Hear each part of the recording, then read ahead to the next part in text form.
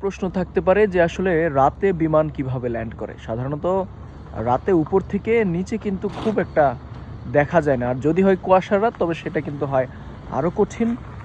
ঢাকা এয়ারপোর্টে রয়েছি, সেই এয়ারপোর্টের পেছনে দৃশ্য এটি, এবং এই দিক দিয়ে কিন্তু বিমান মাটিতে না, এই যে একটি আলোর রোশনি দেখাচ্ছে আসলে রাস্তা দেখাচ্ছে এই আলোটি দিয়ে, এবং সেই পথ ধরেই কিন্তু বিমানটি আসলে ল্যান্ড করবে। বিমানটি প্রায় কাছাকাছি চলে এসেছে এবং এই জায়গাটিতে এসে কিন্তু একদম